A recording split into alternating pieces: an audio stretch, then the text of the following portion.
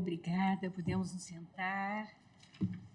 Declaro reaberta a sessão, renovando a minha saudação a todos e dando continuidade ao julgamento da ação penal 1060, sob a relatoria do ministro Alexandre de Moraes. Passo a palavra de imediato ao eminente ministro Nunes Marques, revisor. Senhora Presidente, ministra Rosa Weber, ministra Carmen Lúcia, senhores ministros, doutor Carlos Frederico, subprocurador-geral da República, senhores servidores, senhores advogados, demais presentes, meu boa tarde a todos. Antes de mais nada, senhora Presidente, quero cumprimentar o eminente relator pelo percussiente relatório e pelo trabalho desenvolvido, não só nessa, como em várias ações penais do mesmo JAES. Da suspeição dos ministros dessa Suprema Corte para processar e julgar a presente ação. Inicialmente, a se rejeitar de plano, na linha do voto proferido pelo eminente relator, a preliminar de suspeição dos membros dessa Corte para processar e julgar a presente ação penal, porquanto ausente a demonstração de suporte fático hábil a caracterizar a hipótese prevista no artigo 254.1 do Código de Processo Penal, inimizade capital do juiz em relação à parte, em ordem a amparar a arguição. Ademais, o réu não apresentou a exceção na forma como preconiza o regimento interno deste Supremo Tribunal Federal, artigo 277 seguintes, daí porque afasto a arguição. Em relação à incompetência do Supremo Tribunal Federal para processar e julgar a presente ação penal, senhora Presidente, eu farei juntada de voto, já me pronunciei em aproximadamente 1.345 processos nesse sentido, acolhendo essa preliminar e, para manter coerência com a minha posição, eu reitero com razões remissivas aos votos já lançados nos demais processos por ocasião dos julgamentos da admissibilidade da denúncia. Dos crimes de dano qualificado contra o patrimônio da União, Código Penal, artigo 163, parágrafo único, incisos 1, 2, 3 e 4, e de deteriorização do patrimônio público tombado, Lei 9.605, de 98, artigo 62, inciso 1. Examina inicialmente a prova da materialidade da autoria em relação aos crimes de dano qualificado contra o patrimônio da União e de deterioração do patrimônio público tombado, os quais se encontram tipificados nos seguintes termos. Código Penal, dano, artigo 173, destruir, inutilizar ou deteriorar coisa alheia, pena, detenção de 1 a 6 meses ou multa. Dano qualificado, se o crime é cometido com violência à pessoa ou grave ameaça, com emprego de substância inflamável ou explosiva, se o fato não constitui crime mais grave contra o patrimônio da União, de Estado, do Distrito Federal, de município ou de autarquia, fundação pública, empresa pública, sociedade de economia mista ou empresa concessionária de serviços públicos, por motivo egoístico ou com prejuízo considerável para a vítima. Pena, detenção de 6 meses a 3 anos e multa, além da pena correspondente à violência. A Lei 9.605, de 98, no seu artigo 62, preconiza destruir, inutilizar ou deteriorar. 1. Bem especialmente protegido por lei, ato administrativo, decisão judicial. 2. Arquivo, registro, museu, biblioteca, pinacoteca, instalação científica ou similar protegido por lei, ato administrativo, decisão judicial.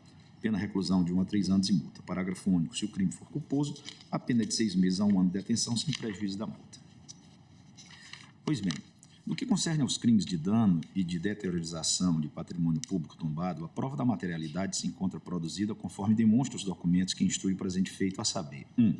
Imagens com registros dos locais vandalizados. 2. Relatório preliminar sobre atos ocorridos no dia 8 de janeiro de 2023 na sede do Senado Federal, ofício número 28 de 2023, elaborado pela Secretaria de Polícia do Senado. 3. Relatório preliminar do Instituto de Patrimônio Histórico e Artístico, INFAM, ofício 10 de 2003, do CINFRA, consolidação dos bens furtados ou danificados decorrente dos atos do dia 8 de janeiro, no Senado.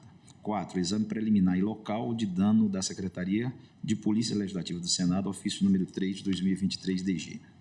A destruição do patrimônio, inclusive de patrimônio tombado, perpetrada por meio dos tristes, graves e lamentáveis atos de vandalismo a que assistimos no dia 8 de janeiro de 2023, deve ser repudiada de forma veemente, conforme venho registrando enfática e reiteradamente. Tais eventos constituem verdadeira mácula em nossa história recente. Portanto, reitero novamente meu veemente repúdio aos atos de vandalismo contra o patrimônio público, bem assim de desrespeito e afronta aos poderes constituídos. A pretensão acusatória submetida a julgamento na presente ação penal foi deduzida com contra denunciado detido no prédio do Congresso, mais especificamente no Senado da República. A representação criminal apresentada pela Advocacia do Senado Federal aponta como fundamento no auto de prisão em flagrante do relatório preliminar de danos ao patrimônio do Senado Federal e demais documentos a ele anexados, 38 pessoas identificadas que foram presas dentro do plenário da referida casa, por sua Polícia Legislativa, pelos fatos típicos narrados, conforme detalhado no auto de prisão em flagrante número 1, de 2023. Em relação aos acusados presos na sede do Congresso Nacional, Senado, denunciados no âmbito do inquérito 4.922, foram ouvidos, por ocasião da lavratura do auto de prisão em flagrante, as seguintes testemunhas que compõem o rol desse conjunto de denúncias: Gilvan Viana Xavier, Wallace França de Mello e Caio César Afonso Grilo. Em juízo, por ocasião da audiência de instrução, Wallace França de Mello afirmou que, no fim de semana de 8 de janeiro de 2023, estava de plantão em escala ordinária. Participou das prisões em flagrante das pessoas que estavam no plenário do Senado. Os manifestantes bradavam palavras de ordem como intervenção militar, expressões depreciativas contra o presidente, como Lula ladrão, seu lugar é na prisão, e diziam que só sairiam dali com a presença do Exército. No plenário, praticamente não houve dano, mas foram realizadas barricadas com cadeiras. Fora do plenário, houve diversos danos e vidros quebrados. No Museu do Senado, algumas fotos de presidentes foram danificadas na galeria de presidente da casa. No Salão Azul, houve embate dos agentes policiais com invasores e estes jogavam pontalites, bolas de metal, jatos de água e gás na direção dos agentes policiais. Não viu objeto inflamável nem arma de fogo.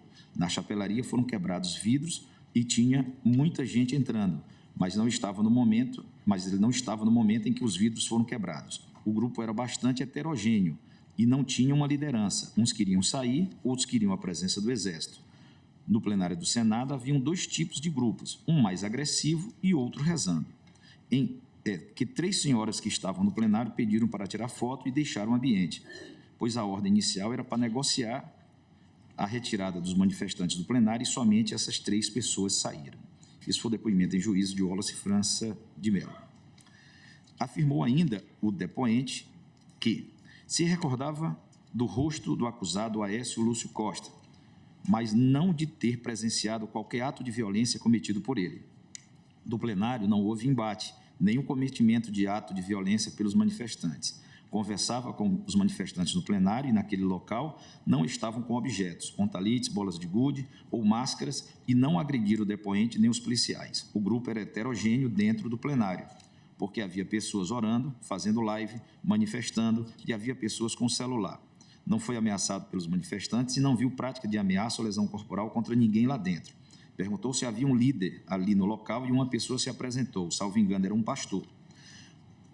Ouviu orações de pessoas que estavam sentadas nas cadeiras e não se sentiu ameaçado por elas. A ordem de prisão no plenário foi dada por Gilvan. Nunca havia visto algo nessa proporção. Escutou alguma coisa sobre deposição do governo e insatisfação com o resultado das eleições.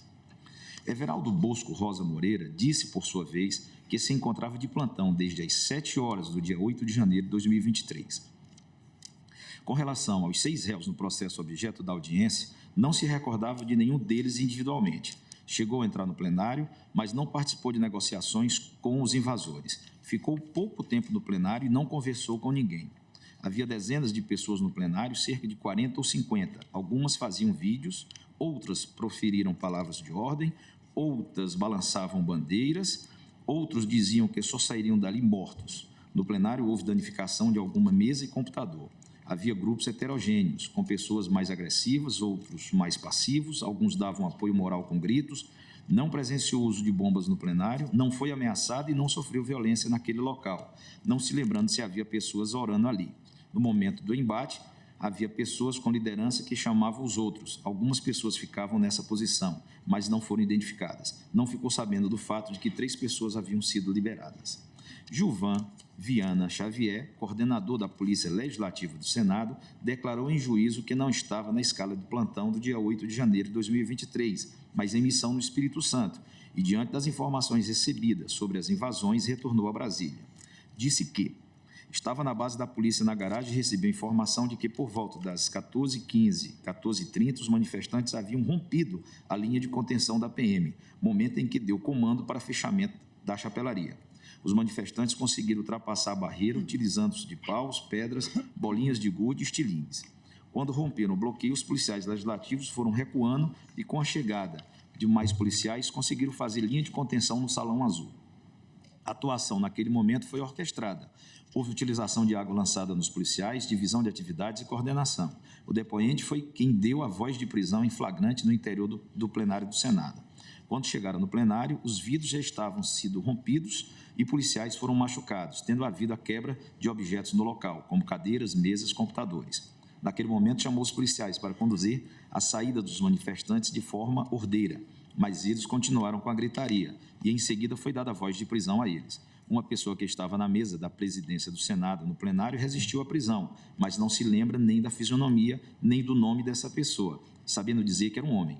O acesso dos manifestantes ao plenário se deu pelo museu e pelo Salão Azul, principal acesso, tendo alguns manifestantes passado pelo Salão Negro e entrado no plenário pelo museu. Não havia produtos inflamáveis no Senado, não colocaram fogo e não houve disparos de arma de fogo. Afirmou a testemunha que não se recordava dos acusados Aécio, Ana Cláudia e Alice, nem pelos nomes, nem pelas fisionomias deles. Em momento seguinte, ao ser indagado se esses acusados foram identificados entre aqueles que praticaram algum ato de violência, a testemunha, realizando inferência, respondeu que, se estavam dentro do plenário, sim, agora não me recordo da fisionomia deles. Declarou mais que não se recordava se os referidos réus portavam armas brancas. Havia pessoas sentadas no plenário gritando a todo momento e não praticavam nenhum ato de violência. Não se recorda de ter sofrido qualquer violência ou ameaça por parte dos acusados Aécio, Alice e Ana Cláudia. Não passou todo o tempo no plenário, pois estava no comando de tudo e os fatos aconteciam dentro e fora do plenário. Não sabe se havia algum líder do movimento ali. Assim que chegou ao plenário e se deparou com computadores quebrados, mesas quebradas e microfones desparafusados, deu voz de prisão. O grupo de manifestantes era homogêneo, sentiu-se ameaçado por todas as pessoas que estavam ali no plenário, porque se chegaram no plenário é porque eles estavam com ânimos bem acirrados, mas algumas pessoas podem ter depredado alguma coisa e outras não. Não deu autorização para a liberação das 3 mulheres, não tendo ficado sabendo desse fato. Retificou, em parte, o depoimento dizendo que não ficou muito tempo no plenário, pois estava tanto no plenário quanto no Salão Azul e chapelaria. Não pode afirmar quem estava na cadeira do presidente, nas cadeiras dos senadores embaixo, nem na tribuna. Não reconheceu a denunciada Ana Flávia, nem os acusados Alessandra e Joelton.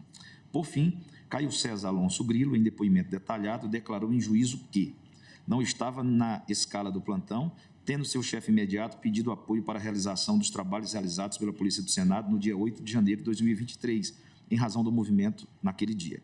Chegou por volta de 15h20, 15h30 no prédio do Senado. Participou das prisões, pois estava no plenário e ajudou a conduzir os manifestantes. Todas as pessoas presas estavam concentradas dentro do plenário. Quando havia um número razoável de policiais, começaram a acompanhar, de certa forma, pacífica, os manifestantes, salvo um e outro que tiveram de ser pegos pelo braço para a realização da prisão. Não houve resistência complexa para se lidar no momento da prisão. Alguns sentaram nas cadeiras dos senadores e não queriam sair. Gritavam palavras de ordem e diziam que sairiam dali apenas com a presença de militares do Exército até o momento em que foi anunciada a ordem de prisão. Alguns portavam objetos em mochilas, os quais foram separados, e na delegacia foi realizada a apreensão. Ao chegar, entrou pela chapelaria do Senado e, junto com os demais colegas, subiu a escada para o Salão Azul e encontrou o cenário de ocupação do Salão Negro, mas o Salão Azul ainda não havia sido invadido. Bloqueou os elevadores com as lixeiras, comunicou-se com a central e soube que o plenário já havia sido invadido. Obteve informação de que, no plenário, os manifestantes estavam pacíficos, não estavam quebrando nada. Então, o Gilvan permitiu que o depoente entrasse no plenário, não para entrar em conflito, mas para evitar danos aos objetos e instalações no local. Tinha a intenção inicial de que os manifestantes saíssem. Disse aos manifestantes: parem por aqui, a mensagem de vocês já foi dada, mas eles se recusaram a sair. Não tinha intenção de tomar medidas contra eles, então ligou a câmera do seu colete e foi registrando os rostos das pessoas. Gilvan disse ao depoente que não era para falar mais, que os manifestantes sairiam pacificamente, tendo o depoente cumprido a determinação. Depois, um colega confirmou que haveria a prisão de todos eles. Não foi agredido no plenário. Foi colocada uma barricada para evitar que a polícia entrasse no plenário, para bloquear os acessos depois que parcela mais violenta dos manifestantes entrou. Viu que, de modo geral, o plenário foi preservado. Havia pedido ao Gilvan inicialmente para entrar, a fim de realizar um trabalho de convencimento para evitar a destruição do patrimônio e, nesse momento inicial, tentou o diálogo. Havia lá, aparentemente, um líder de prenome Leonardo. Ao sair, momentaneamente, fez um acordo com essa pessoa, indicando-o para ser um guardião da ordem, ao que ele disse que aceitaria com muita honra. Ouviu no momento em que Leonardo disse: pessoal, não vamos destruir, quem está destruindo são petistas infiltrados, vamos manter a ordem. Para o depoente, essa pessoa poderia exercer liderança e ajudar a segurança a segurar a parcela mais violenta dos manifestantes que quisessem destruir. Houve um segundo momento em que entraram pessoas mais agressivas e o depoente teve que sair do plenário momentaneamente. Não se lembra dos rostos das pessoas, pois é difícil. Não sabe precisar quem entrou no primeiro e no segundo momento, porque depois as pessoas se misturaram, de modo que, quando retornou ao plenário, não sabia dizer quem estava antes, quem entrou destruindo e quem entrou pacificamente. Muitos deles estavam com camisetas verde e amarelo. No primeiro momento, estava com a policial Isabela e depois chegou o Márcio Maciel, não se lembrando de todos os policiais que estavam no plenário. Wallace e Gilvan estavam com o depoente. Os policiais tinham inicialmente um protocolo de convencer os manifestantes a deixar o local, mas o coordenador-geral avisou que não estavam mais negociando para ninguém ir embora e que todos ali seriam presos. Esperaram o momento certo, o momento da ordem, para a realização das prisões. Chegou a haver uma criança no plenário. Havia pessoas sentadas nas cadeiras, algumas mexiam no celular, algumas faziam live, outros conversavam entre si. Havia grupos pacíficos, mas que se negavam a sair. Ouviu oração após as prisões, mas não se recordava se havia orações no plenário. Quando deixou pela primeira vez o plenário, a pessoa que ficou como guardiã do local disse que não era para destruir o plenário, ou seja, houve uma pessoa pedindo para não depredarem. Tirou foto com um manifestante que mostrou admiração pela polícia. A foto foi tirada para angariar a admiração das pessoas e para evitar danos às instalações. Chegaram a liberar manifestantes, pois a intenção inicial era que saíssem pacificamente. As pessoas, em geral, haviam sido convidadas a sair, tendo o depoente dito inicialmente: pessoal, vocês já passaram a mensagem de vocês já estão em todos os jornais do mundo, já não há mais o que fazer. Mas houve uma parte dos manifestantes que se recusou a sair do plenário. Não houve ação no sentido de ludibriar os manifestantes para a realização posterior da prisão. O depoente e nenhum outro policial foi agredido no plenário. Liberou parte das imagens e fotos de todos os invasores para identificação das pessoas. Entre os acusados nos processos abrangidos pela audiência, conhecia apenas a Flávia, em razão da creche da mãe desta, já tendo feito, inclusive, doação à referida creche.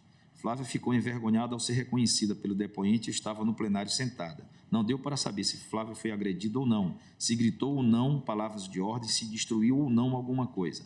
Houve pessoas que foram liberadas no primeiro momento em que é realizado o trabalho de convencimento. O plenário estava cheio de invasores. Deve ter saído cerca de 3 ou 4 invasores. Lembra-se de que estava com Gilvan no momento em que os manifestantes pretendiam invadir o prédio na área do Salão Azul. Depois lembra-se do Gilvan a partir do terceiro momento no plenário, onde ele com certeza estava. Havia grupos que queriam apenas ocupar o espaço e que não iriam destruir objetos, isto é, estavam sentados e só queriam estar ali. Ao ser interrogado em juízo, o acusado Aécio Lúcio Costa Pereira disse que havia saído de férias do trabalho e veio para Brasília para visitar um parente e para participar da manifestação de forma pacífica. Pagou pelas suas passagens de ônibus, chegou por volta de 15h30 na Praça dos Três Poderes, veio do quartel-general para a Esplanada a pé e passou por revista policial. Na sua mochila carregava apenas roupa. Não havia bloqueio policial em frente ao Congresso Nacional impedindo a entrada. Havia um bloqueio antes, mas já havia sido derrubado e já havia tudo aberto. Estava apenas com sua bolsa e garrafa de água, sem qualquer arma. Ao chegar no prédio do Congresso, já estava tudo aberto. Entrou para fazer algumas fotos lá dentro. Ficou sentado em uma cadeira onde havia uma mesa com microfone. Perguntou a um dos agentes policiais se podia sair e foi ordenado que ficasse dentro do plenário porque seria mais seguro. Então voltou para o plenário. Ao chegar, foi direto para o plenário do Senado porque já havia tudo aberto. Já estava tudo aberto. com pessoas entrando e saindo dali. Estava sentado o tempo todo em uma das cadeiras, com mesa e microfone. A única coisa que fez foi participar de um movimento em prol da liberdade. Não depredou nenhum bem público, não foi machucado, não conhecia ninguém que iria depredar nenhum bem e não usou máscara. O policial Gilvan foi quem disse ao depoente para permanecer dentro do Senado porque era mais seguro. Um dos agentes policiais disse que o depoente e as demais pessoas que estavam no plenário seriam conduzidas para fora do prédio pelo estacionamento porque era mais seguro.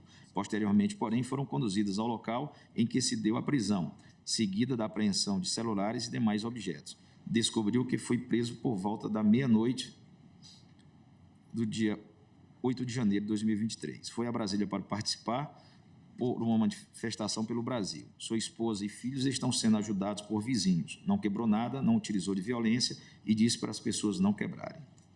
Todavia, embora o acusado tenha negado a prática dos delitos, as fotos e os vídeos por ele postados, por meio de seu aparelho de telefone celular em áudio e texto, valorados em conjunto indissociável com a prova testemunhal, demonstram, no contexto da criminalidade em concurso de pessoas ali verificada, que ele aderiu aos manifestantes que ingressaram mediante violência no prédio do Congresso, concorrendo assim para os danos e a deterioração do patrimônio tombado nas instalações do Congresso Nacional. Nessa perspectiva, tais vídeos, a teor das manifestações do acusado e o uso ostensivo da camiseta, sustentando intervenção militar, evidenciou a prática de conduta a ele imputada, que consistiu em concorrer para a prática dos atos de vandalismo, de modo a caracterizar o crime previsto no artigo 163, parágrafo único, incisos 1, 2, 3 e 4 do Código Penal. Com efeito, em vídeo gravado pelo próprio acusado, em que, usando uma camiseta com a frase Intervenção Militar Federal, ele diz: amigos da Sabesp, quem não acreditou, estamos aqui. Quem não acreditou, estou aqui por vocês também, porra. Olha onde estou, na mesa do presidente. Vale destacar ainda a transcrição de outro vídeo postado pelo acusado. Abro aspas. Gente, estamos aqui na rampa. Eu e meu amigo Leco aqui. Estava chorando porque a mulher não está aqui. Gustavo, Lu, Glauber, deu até branca aqui. Garielzinho, Nathalie, Alexandre, mãe, meus irmãos, meus primos. Gente, subimos a rampa. Gente, Supremo é o povo. Quem manda no Brasil é o povo. E está chegando mais. Olha que coisa linda. Olha o gramado, gente. Supremo é o povo. Supremo é o povo. Supremo é o povo. Caramba, os caras cagam tanto no Brasil que eu acho que vou cagar lá dentro do Senado. Tô nem aí, não. Tenho um espelho d'água lá, vou nadar lá. Aquilo lá é meu, vou nadar lá. Fecho aspas. Em suma, caso seja superado a incompetência desta Corte, penso que o acusado deve ser condenado nas penas do artigo 163, parágrafo único, incisos 1, 2, 3 e 4 do Código Penal e do artigo 62.1 da Lei 9.605 de 98, razão pela qual adiro em relação a esses crimes ao voto proferido pelo eminente relator. Dos crimes tipificados nos artigos 359-L, 359-M e 288 do Código Penal. Os autos não reuniram elementos de convicção suficientes para imposição de um decreto condenatório pela prática dos crimes tipificados nos artigos 359-L, 359-M e 288 do Código Penal. É-se disso que, no campo da jurisdição penal, a condenação exige a formação de um juízo de certeza, calcada em prova coesa, harmônica e inequívoca, para que se conclua pela existência do crime, materialidade e pela autoria delitiva. A verificação dessa certeza submete-se necessariamente às regras atinentes à produção e ao ônus da prova, as quais devem ser interpretadas e aplicadas em consonância com o princípio constitucional da presunção de não culpabilidade do réu. A propósito, leciona Luigi Ferrajoli em sua tese Cognitivismo ou Decisionismo. Diferentemente de outros tipos de investigação, a composição jurisdicional, sem dúvida, é obrigatória e deve ser concluída em algum momento. Assim, pois, se o dilema não é resolúvel, prevalece a hipótese mais favorável ao acusado, graças a uma regra jurídica sobre as condições de aceitabilidade da verdade processual. Ademais, cada uma das hipóteses fáticas formuladas no processo pode ser desmentida por uma prova ulterior incompatível com aquelas, só até que, conforme outra regra jurídica, não intervenha a presunção legal de verdade da coisa julgada. Colaciona em face de sua pertinência o escólio do jurista Nicola Framarino dei Malatesta. É importante ainda observar que o fim supremo do processo judiciário penal é a verificação do delito, em sua individualidade subjetiva e objetiva. Todo o processo penal, no que respeita ao conjunto das provas, só tem importância do ponto de vista da certeza do delito, alcançada ou não. Qualquer juízo não pode resolver senão uma condenação ou absolvição, e é precisamente a certeza conquistada de delito que legitima a condenação, como é a dúvida ou, de outra forma, a não conquistada certeza do delito que obriga à absolvição. O objeto principal da crítica criminal é, portanto, indagar como, da prova, pode legitimamente nascer a certeza do delito. O objetivo principal de suas investigações é, em outros termos, o estudo das provas de certeza. Salienta ainda Márcio Augusto Frigo de Carvalho que, mesmo nos crimes multitudinários, ao acusado remanesce o ônus da prova da conduta a lesar ou expor a risco, a lesão, o bem jurídico protegido. Pois bem, no que concerne ao crime previsto no artigo 359-L do Código Penal, a conduta tipificada consiste em tentar, com emprego de violência ou grave ameaça, abolir o Estado democrático de direito, impedindo ou restringindo o exercício dos poderes constitucionais. A tentativa, tipificada no Código, se caracteriza pela busca, sem êxito, de atingir o objetivo da abolição, eliminação, supressão do Estado democrático de direito. O meio empregado é a prática de violência, força física ou grave ameaça, coação moral, intimidação grave contra a pessoa. E para alcançar a finalidade a que se refere o tipo penal, abolição do Estado de Direito, o agente deve atuar de forma a impedir, impossibilitar ou obstar ou a restringir, cessear, limitar o exercício dos poderes constitucionais. O Estado democrático de direito é aquele que apresenta como estrutura um ordenamento jurídico garantidor dos direitos e liberdades fundamentais, de modo que governantes e governados, sem qualquer distinção, se encontrem submetidos a esse ordenamento. Esse é, em apertada síntese, o bem jurídico tutelado penalmente. O tipo penal do artigo 359-L do Código Penal resulta de uma tentativa de junção de dois crimes distintos, previstos nos artigos 17 e 18 da revogada Lei de Segurança Nacional. Verbes, artigo 17, tentar mudar com emprego de violência ou grave ameaça a ordem, o regime vigente ou o Estado de Direito. Artigo 18, tentar impedir com emprego de violência ou grave ameaça o livre exercício de qualquer dos poderes da União ou dos Estados. Como se vê, resulta dessa fusão dos tipos penais o nítido fechamento do tipo previsto no artigo 359-L do Código Penal, em relação àqueles bem mais abertos dos artigos 17 e 18 da revogada Lei de Segurança Nacional. Seria factível, inclusive, sob a égide da revogada Lei de Segurança Nacional, a possibilidade de condenação do acusado no crime previsto no seu artigo 18, na medida em que exigiu o legislador, à época, como elementar do tipo, tão somente a tentativa de impedir, com emprego de violência ou grave ameaça, o livre exercício de qualquer dos poderes da União. No entanto, com o advento da Lei 14.197 de 2021, operado o fechamento do tipo, torna-se necessário para a caracterização do crime e análise, que é o 359-L do Código Penal, que a conduta praticada pelo autor de fato tenha, ao menos, o potencial de produzir no plano concreto o resultado pretendido, ainda que não venha a ocorrer, uma vez que o verbo núcleo do tipo é tentar abolir o Estado democrático de direito. Com isso, embora não ocorra a abolição do Estado de direito, o que poderia se consumar, em regra, por força de um verdadeiro golpe de Estado ou de uma revolução, é necessário, conforme exige a norma penal, que um dos poderes da República, em razão de violência ou grave ameaça, seja impedido ou tenha restringido o regular exercício de suas atribuições em intensidade suficiente para abolir o Estado democrático de direito. Os conceitos de grave ameaça e violência aparecem com frequência no direito penal positivo, como, por exemplo, nos crimes de constrangimento ilegal e extorsão. A potencialidade lesiva do crime exame consiste na tentativa de abolição de um Estado de direito. É tamanha que parte da doutrina chega a sustentar que o sujeito ativo do delito, em uma democracia consolidada como a brasileira, só poderia ser, em tese, as próprias Forças Armadas, hipótese de crime de mão própria, embora, na atualidade, não apresentem qualquer sintonia possível de se ter, ou no futuro vir a ter, tamanha pretensão antidemocrática. Daí ser indissociável para a adequação da conduta ao tipo penal que haja violência contra a pessoa, notadamente contra os representantes dos poderes ou contra aqueles que exercem as atividades meio vinculadas às funções dos poderes constituídos, ou grave ameaça também contra a pessoa, com aptidão intimidatória, bem assim que a conduta delituosa tenha potencial lesivo de colocar em risco o Estado democrático de direito, isto é, de causar verdadeira ruptura institucional antidemocrática. Tal crime somente é passível de cometimento por organização ou organismo, em regra armado, que tenha materialmente poder concreto de atuação para provocar uma ruptura de tal magnitude. No caso em exame, não se demonstrou o emprego de violência ou grave ameaça contra nenhum dos representantes dos poderes da República, em ordem a caracterizar uma tentativa material idônea de abolição do Estado Democrático de Direito, mormente porque as invasões dos prédios públicos se deram em um domingo, 8 de janeiro de 2023, em período de recesso parlamentar, de recesso do Poder Judiciário, em momento no qual, sabidamente, os representantes do Executivo também não se encontravam em atividade.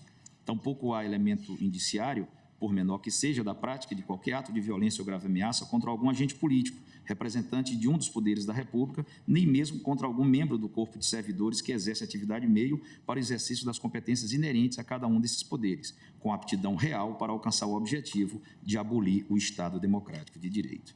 As lamentáveis manifestações ocorridas no dia 8 de janeiro de 2023, apesar da gravidade do vandalismo, não tiveram alcance de consistir em uma tentativa de abolir o Estado de Direito. Um grupo difuso e descoordenado de manifestantes, vários deles motoboys, ambulantes, vendedores, entregadores, prestadores de pequenos serviços, donas de casa, aposentados, não teria qualquer condição de atuar no sentido da consecução desse crime. A realização de atos de vandalismo com o objetivo de desencadear uma intervenção militar constituiu, segundo penso, expediente completamente inapto ao alcance do objetivo almejado pelos manifestantes, porquanto as Forças Armadas jamais sinalizaram qualquer adesão aos objetivos ilícitos sustentados por inúmeros desses manifestantes. A propósito, consigno em depoimento prestado em juízo, nas ações penais 1502 e 1505, o major do Exército, José Natali, declarou, nas respostas às perguntas formuladas pelo Ministério Público, ter dito aos manifestantes que ingressaram no Palácio do Planalto, expressando a postura adotada pelas Forças Armadas ao longo de todo o período em que muitos deles permaneceram acampados em frente ao quartel-general, que, abro aspas, o Exército exerce uma função de Estado e não vai apoiar nenhum nem outro, não é órgão de governo, fecho aspas. A verdade é que a depredação dos prédios, que são sede dos poderes da República, em nenhum momento chegou a ameaçar a autoridade dos dignatários de cada um dos poderes, tampouco o Estado Democrático de Direito, que se encontra há muito consolidado em nosso país desde a Constituição de 1988. De igual forma, os autos não reuniram elementos de prova suficientes, seja para o recebimento da denúncia, consoante entendimento por mim sustentado nos votos que já proferi, tampouco para subsidiar um decreto condenatório em relação aos crimes previstos no artigo 288, parágrafo único e 359-M do Código Penal. A conduta típica descrita no caput do 288 consiste na associação, união, agrupamento, reunião de 3 ou mais pessoas para o fim específico de cometer crimes indeterminados. O parágrafo único dispõe que a pena será aumentada até a metade se a associação for armada ou houver participação de criança ou adolescente. A associação criminosa, além de precisamente delimitada entre seus membros, deve apresentar estabilidade, permanência e certa durabilidade, traço que diferencia tal delito do concurso eventual de pessoas. Na espécie, a acusação não logrou reunir, na instrução do presente feito, elementos de prova suficientes de que o réu, preso no prédio do Congresso Nacional, tivesse associado de forma organizada e estável com o fim específico de praticar uma série de crimes indeterminados, elementares indispensáveis para viabilizar o recebimento da denúncia pela prática do crime previsto no artigo 288, parágrafo 1 do Código Penal e, por consequente, também a sua condenação. Ora, a condenação pela prática do delito de associação criminosa existe identificação dos membros integrantes de um grupo determinado de pessoas que tenham se associado previamente para o cometimento de crimes. Nesse caso, não se pode presumir, data vênia, que todos os acusados presos nos prédios invadidos ou nas imediações deles manifestassem indistintamente tal vínculo associativo, com certa estabilidade e com o objetivo de praticar delitos indeterminados. Era devido à acusação ter esmiuçado as condutas de cada acusado, o que, na verdade, não fez, visto que a denúncia é completamente indeterminada em relação aos dados circunstanciais da conduta do acusado em relação aos crimes ora em análise. O que, onde, quando, por quê, quem e com quem. É possível que tenha havido associação criminosa entre parte dos invasores dos prédios que participaram dos atos de depredação. Porém, os supostos membros da associação deveriam ter sido apontados pela acusação como tais, identificados concretamente os vínculos entre eles e as funções desempenhadas individualmente. Não é viável, portanto, imputar esse crime indistintamente a todos os acusados presos. Não há que se demonstrar a extensão da associação criminosa. Há que se demonstrar a extensão da associação criminosa, com reconhecimento dos membros que a integram e os elementares acima referidas, sob pena de transformar o concurso eventual de pessoas em associação criminosa. De igual forma, não vislumbra elementos suficientes para a condenação pela prática do crime de golpe de Estado, Código Penal, artigo 359-M, pelo acusado. A conduta prevista no artigo 359-M do Código Penal, introduzido pela Lei 14.197 de 2021, consiste em tentar depor, por meio de violência ou grave ameaça, o governo legitimamente constituído. Nesse caso, a finalidade da atuação do agente é a deposição, destituição de alguém do cargo, do chefe do governo federal eleito, e o meio é o emprego de violência ou grave ameaça, os quais devem possuir aptidão real para o atingimento do objetivo ilícito. A propósito do delito em questão, leciona Rogério Greco. O artigo 359-M foi inserido no Código Penal através da Lei 14.197, de 1º de setembro de 2021, criando o delito de golpe de Estado, cuja figura típica possui os seguintes elementos: a conduta de tentar depor por meio de violência ou grave ameaça; b, o governo legitimamente constituído. Paulo Bonavides, dissertando sobre a definição do conceito de golpe de Estado, aduz que, não obstante as afinidades que tem com os conceitos de revolução, guerra civil, conjuração e putsch, o golpe de Estado não se confunde com nenhuma dessas formas e significa simplesmente a tomada do poder por meios ilegais. Seus protagonistas tanto podem ser um governo como uma assembleia, bem assim autoridades já alojadas no poder.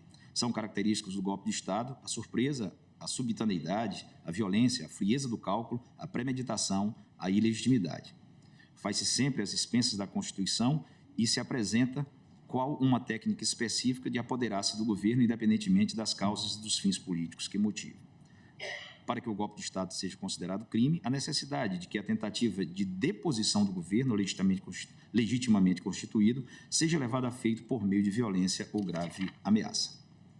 Reitero aqui os mesmos fundamentos que apresentei acima e que me conduziram a formar convicção no sentido da absolvição do acusado quanto ao delito do artigo 359-L do Código Penal.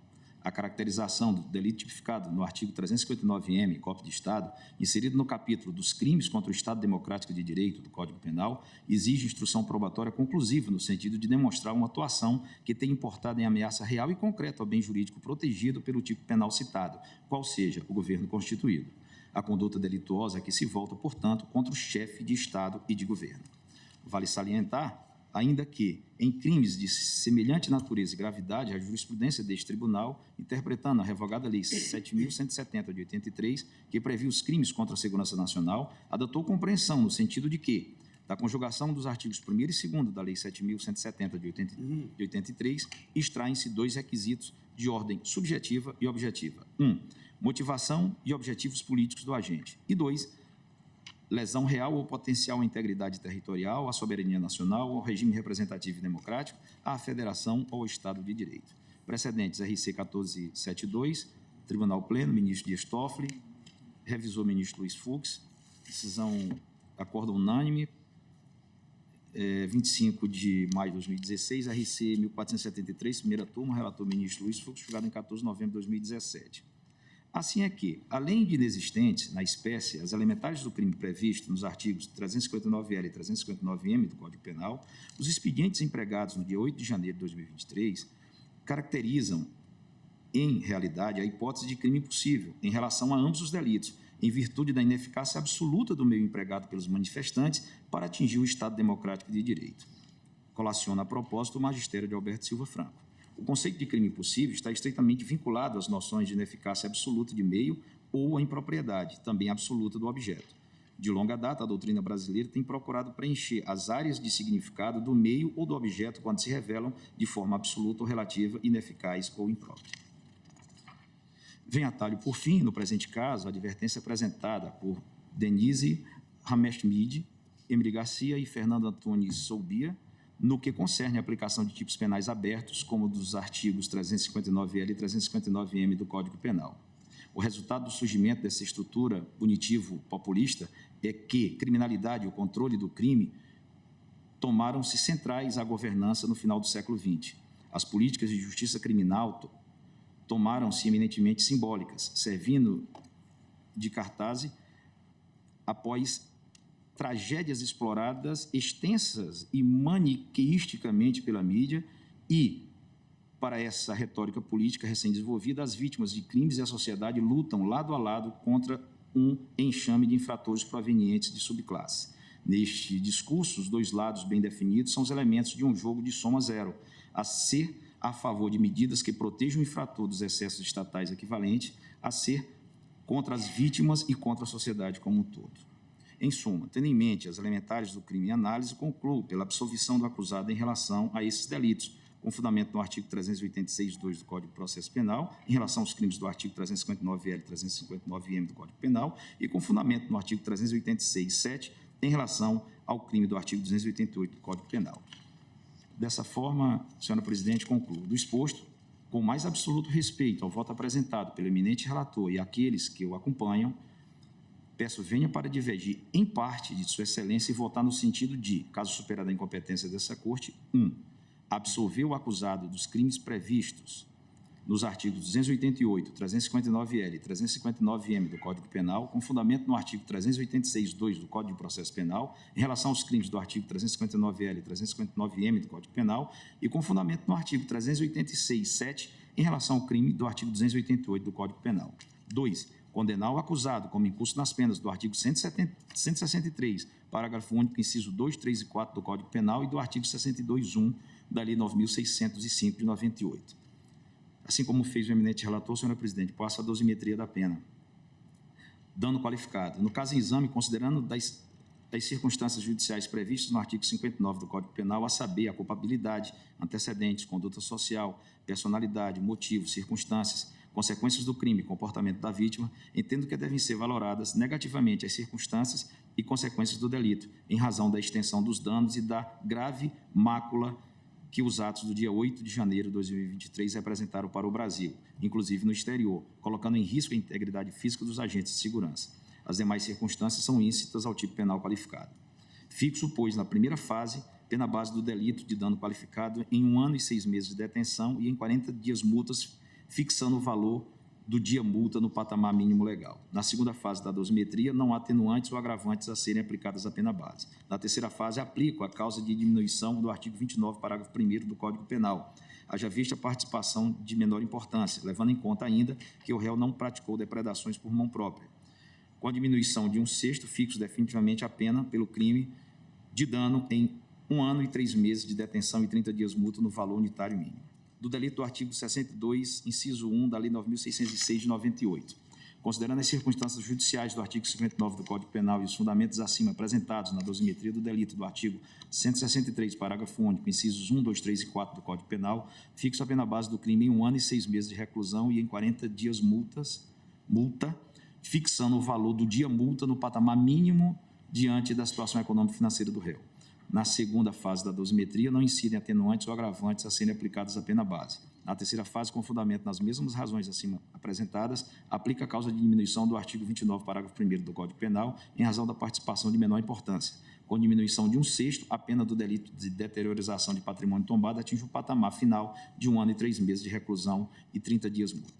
Somadas, em razão do concurso material, as penas correspondem a 2 anos e 6 meses de reclusão em regime inicial aberto, além de 60 dias multa, fixado o dia multa no valor do mínimo legal para os delitos do artigo 163, parágrafo único, incisos 1, 2, 3 e 4 do Código Penal e artigo 62.1 da Lei 9.605 de 98. Condena o acusado ao pagamento das custas nos termos do artigo 804 do Código de Processo Penal. Após o trânsito em julgado, expressa-se a guia de execução definitiva, computando-se o tempo em que o acusado permaneceu preso provisoriamente e ofício para fins do artigo 15, 3 da Constituição. É como voto, senhora presidente. Agradeço ao ministro Nunes Marques. E, senhores ministros, senhora ministra, eu gostaria muito de dar continuidade ainda hoje a esse julgamento.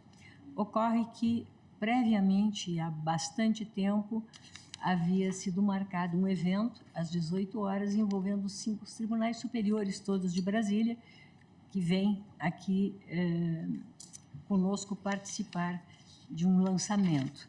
E não bastasse, poderia retardar, mas às 18h30 eu tenho um evento no Conselho Nacional de Justiça, também sobre sistema prisional, que não posso deixar de comparecer.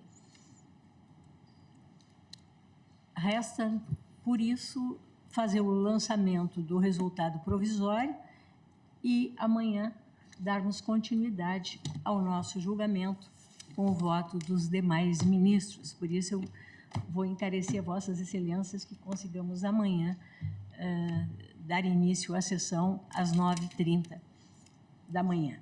mas proclamo, então, o resultado provisório, após o voto do eminente relator, rejeitando as preliminares, julgando procedente a ação penal para condenar o réu a pena de 17 anos, sendo 15 anos e 6 meses de reclusão, 1 ano e 6 meses de detenção e 100 dias multa, cada dia multa no valor de 1/3 do salário mínimo, como incurso nos 5 delitos, enfim, nos dispositivos todos aqui elencados pelo ministro Alexandre, fixando o regime fechado para o início do cumprimento da pena e nos termos do voto proferido, né, que já está aqui com a senhora secretária para pegar todo o detalhamento, e do voto do revisor com divergência parcial, em que acolheu a preliminar de incompetência do Supremo Tribunal Federal, rejeitou as demais e julgou procedente, em parte, a ação penal, condenando o réu como incurso nos artigos 163, parágrafo único, 1, 2, 3 e 4. 1 também, né? O inciso 1, né, ministro Nunes Marques? O inciso 1, Vossa Excelência, eu ouvi só o 2, 3 e 4, mas 163, parágrafo único, 1, 2, 3 e 4. É isso, né? E ao artigo 62, 1, né? Também nos termos do voto proferido, além das penas por óbvio de multa, absolveu quanto aos demais, fixou regime aberto para o início do cumprimento da pena, também nos exatos termos do voto que acabou de proferir, foi suspenso o julgamento, para ter continuidade amanhã. Agradeço a presença de todos, desejo uma ótima noite, declaro encerrada a sessão.